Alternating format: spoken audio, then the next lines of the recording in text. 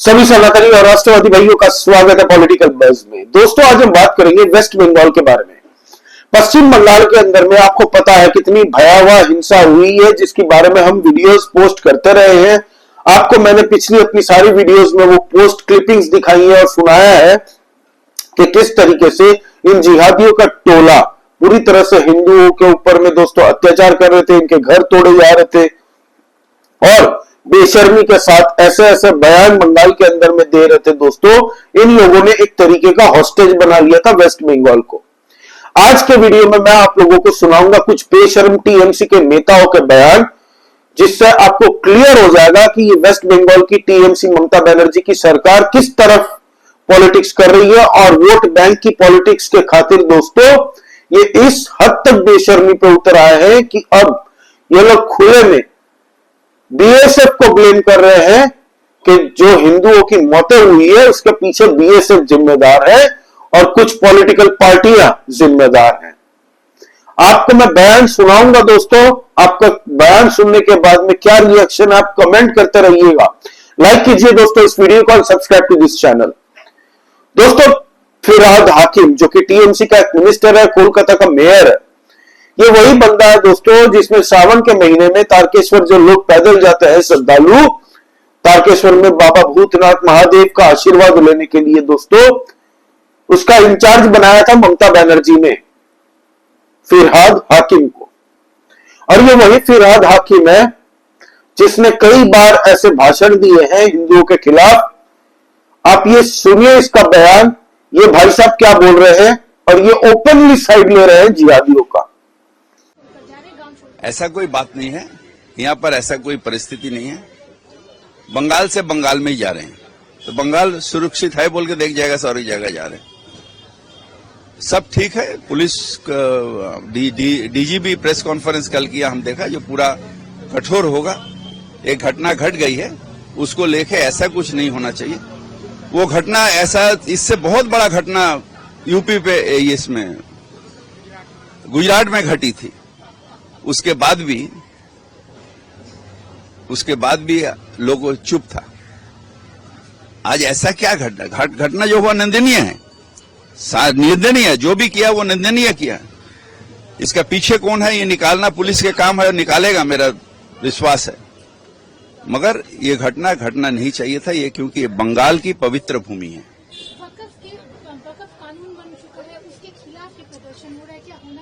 ये खिलाफ करना, यहाँ तो मुख्यमंत्री ममता बनर्जी बोला जो यहाँ पर हम कानून लागू नहीं होगा, क्योंकि यहाँ पर कोई परिस्थिति नहीं है जो डीएम लोग ये करेगा। मगर जहाँ पर ये होगा वहां पर चुप क्यों है? इतना बड़ा सब नेता, इतना बड़ा नेता, जाओ दिल्ली में जहाँ पर हुआ है ये, वहां पर अपना प्रदर्शन करो, यहाँ पर क्यों? सुना आपने दोस्तों, ये है ममता बनर्जी के नवरत्न, उनके मिनिस्टर, उनके कैबिनेट के मिनिस्टर फिरहाद हाकिम।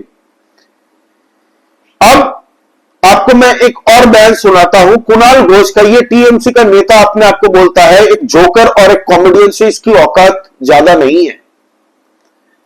ये भाई साहब बीएसएफ को डायरेक्टली ब्लेम कर रहे हैं। फिरहाद हाकिम ने क्या कहा है, जो लोग पलायन कर रहे हैं मुर्शिदाबाद से, वो भाग के मालदा जा रहे हैं और बंगाल के अलग अलग जिले डिस्ट्रिक्ट में शिफ्ट हो रहे हैं।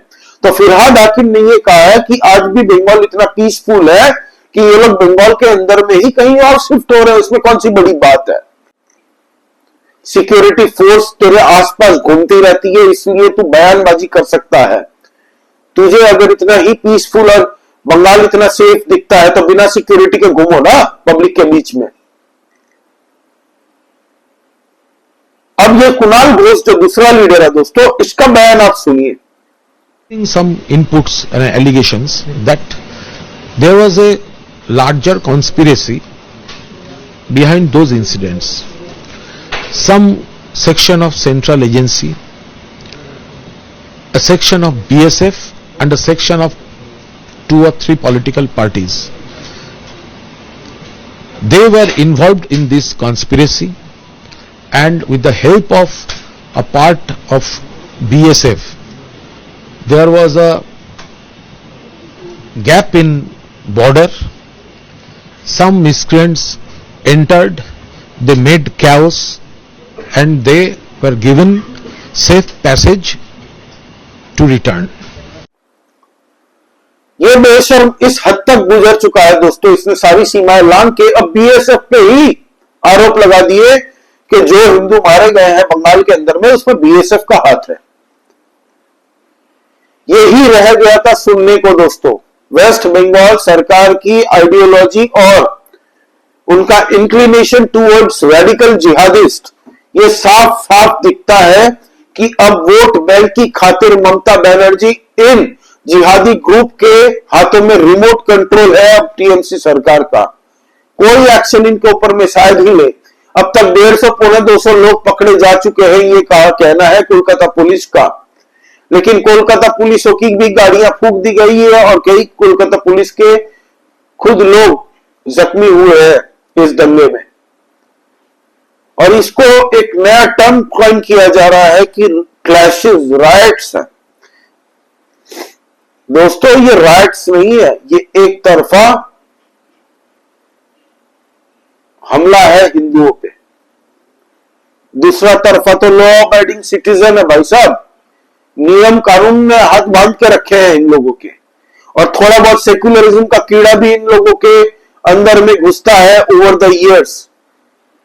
देखने जाए तो ओरिजिनल बंगालीज यही लोग हैं, जो लोग पलायन आज कर रहे हैं ना, यही लोगों का है बंगाल।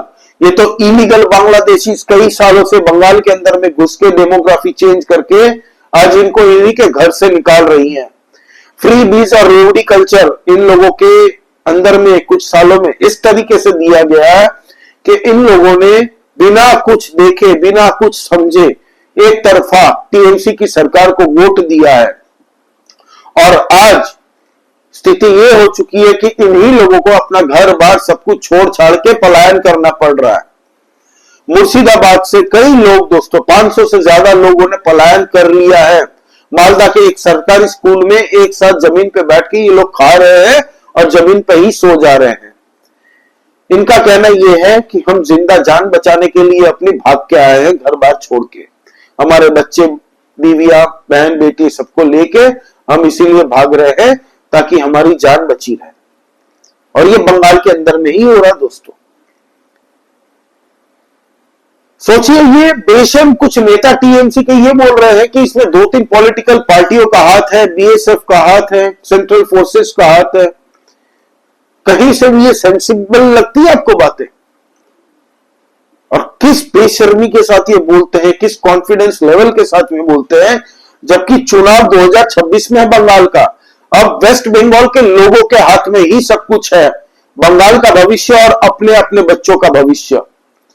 आपको डिसाइड करना है कि 2026 के अंदर में आपको विकास को वोट देना है या वन तरफा एक साइडेड वोट बैंक की राजनीति और इलीगल बांग्लादेशी जो घुसपैठ करके इतने सालों से बंगाल के अंदर में उपद्रव मचा रहे हैं।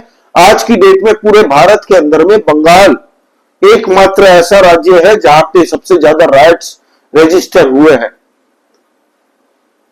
और ममता बनर्जी जी बोलती है कि सब चंगासी हम्बा हम्बा बुम्बा बुम्बा करती रहती है, खाली सेंसलेस बातें करो, अपीजमेंट पॉलिटिक्स करो। सनातनियों का फेस्टिवल आता है तो उनको पोजेशन करने से रोक दिया जाता था पहले तो, फिर हिंदुओं को हाई कोर्ट में जाके परमिशन लेनी पड़ती है। परमिशन मिल गई तो ठीक है, नहीं मिली तो फिर नहीं होता था। अब आपको बयान सुनवाता हूं मैं। योगी आदित्यनाथ जी ने कल जो बयान दिया था दोस्तों इस बंगाल को हिंसा को लेके, वो आप सुनिए। वो योगी आदित्यनाथ जी का एक दर्द बता रहा था।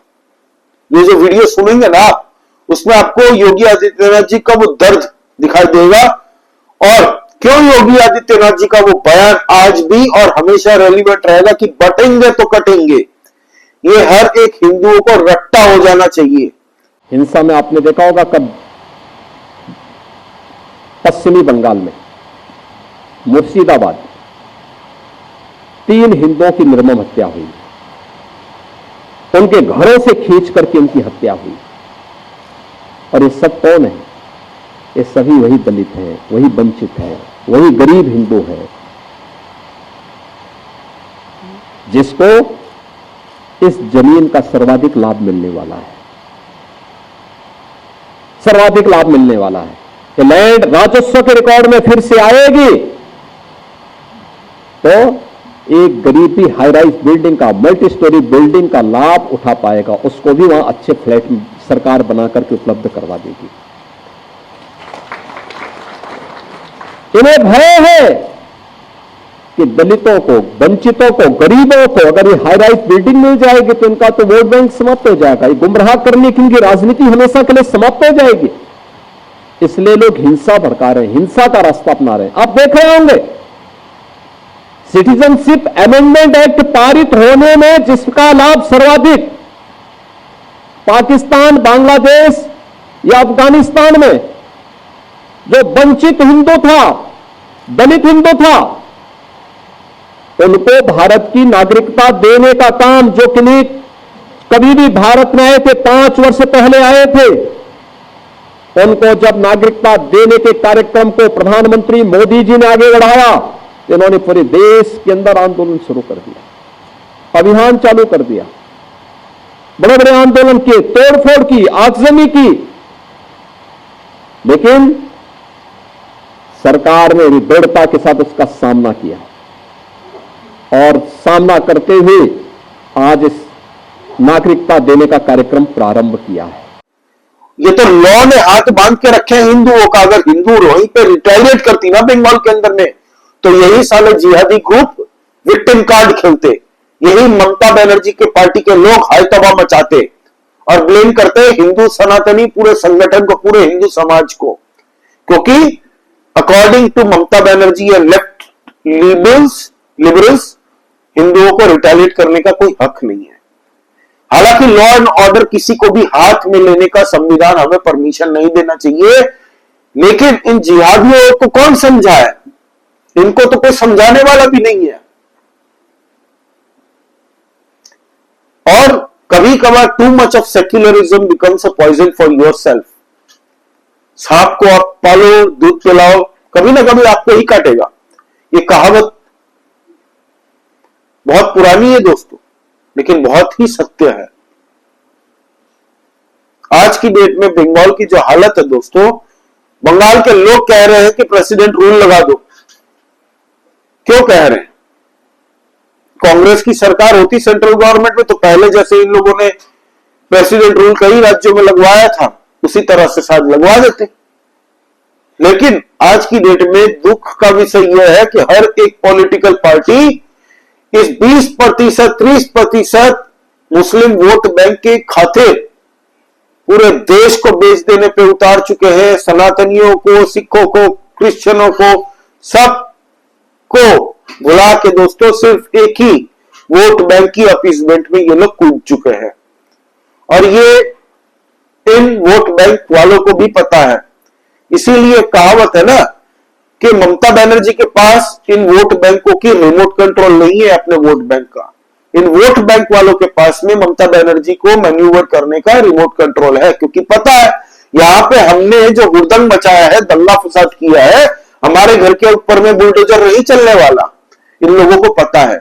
यही अगर उत्तर प्रदेश में, मध्य प्रदेश में, गुजरात में, हरियाणा में और किसी भी भाजपा शासित राज्यों में किया होता तो अब तक बुलडोजर एक्शन चालू हो चुका होता। लेकिन बंगाल में करे भी तो करे क्या बंगाल की पुलिस? बंगाल की पुलिस ममता बनर्जी के ऊपर में किसी ने सोशल मीडिया पे मीम शेयर कर दिया तो उसको नोटिस जारी करके उसको जेल में भर दिया जाता है। यही काम होता है बस। वेस्ट बंगाल पुलिस वहां पे खड़े होकर देख रही है भाई, क्योंकि उनको ऑर्डर नहीं है ऊपर से। उनकी गाड़ियां जला दी, कई पुलिसकर्मी खुद जख्मी हो चुके हैं। They were helpless as seen in those videos circulating in social media। अब सेंट्रल फोर्सेस वहां पे उतरी है तो लोगों के सांस में सांस आई है और लोग धन्यवाद कर रहे हैं और खुशी मना रहे हैं कि भाई चलो हमारी जान बची, सेंट्रल गवर्नमेंट ने अपनी फोर्सेस उतारी है। और कई कंपनीज अभी स्टैंड बाय मोड पे है कि if required they are ready to deploy another central forces team. another companies. सब पकड़ कर हम पूरा पकड़ बहुत बढ़िया बहुत बढ़िया बहुत अच्छा रेस्पॉन्स बहुत बढ़िया रेस्पॉन्स हम लोगों को पता चला।